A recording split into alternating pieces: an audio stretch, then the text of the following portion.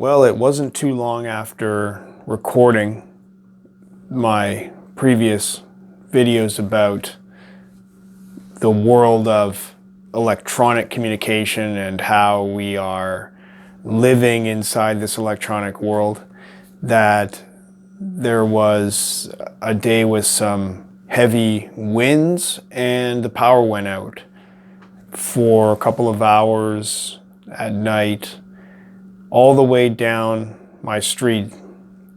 And it's quite a reminder that really this whole electronic world is so fragile in a way. It really depends on having this whole infrastructure set up for power generation and distribution, this grid.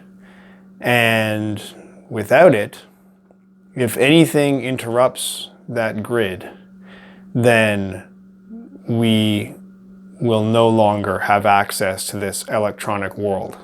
And it really can just be taken away suddenly in a way so much more easily in a way than life itself, in a way like this physical, chemical, biological life has a lot of resilience to it. It can take a lot of severe changes, severe disruptions.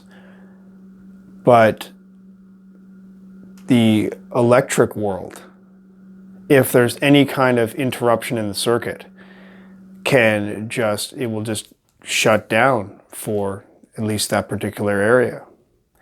And so I went for a walk down the street and, for really a couple of kilometers right down the street, it was all dark.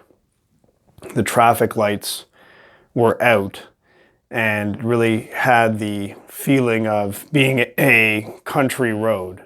You could just hear the beeping of, electric alarms inside different buildings, announcing that they'd lost power. And there was this eerie kind of silence over the place.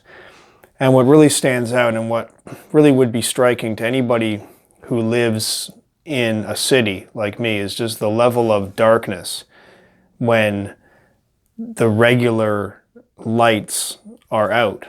And what we think of as night in the city is so brightly illuminated by all these night lights everywhere, the street lights and lights coming from shops. And the real night is so much darker than what we normally think of as a regular city night. And it made me think that this world outside electricity, outside electronics, outside the internet, outside all kinds of communications, that world is still there underneath the grid, underneath the layer that we place on top of it. And while so much of our focus, our attention, our language that we speak in is within the electronic world, so much of what we do, and yet all the time underneath it, there still is this physical world that has nothing to do with electronic technology. I think that is entirely a layer. But we live so much inside this electric layer that it's so easy to just forget and become unaware of this simple world underneath, actual material things. When the power goes out, when the electric flow is stopped, suddenly makes me question, well, what is actually real without some kind of electric charge to power it? Then we have physical bodies and physical structures, really like the base matter. Now, of course, you still have cellular phone coverage that's still working. And even like the streetcars are running, they're on their own grid, at least in this power outage.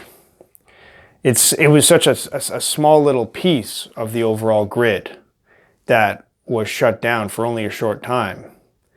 And it just gave a little bit of a glimpse into what things would be like without this whole grid that charges the everyday world we're used to. So leads me to the question, what would I do? What would I do in a world without electronics? What would there be left to do? So much just is taken off the table, and yet that's the way the world is, and that's the way it was until very recently electronics started to take over. It seems to be somehow useful to remember what was there at one time before everything became about communications, became about electric life. So that's my question to you. What would you do in a world without electronics?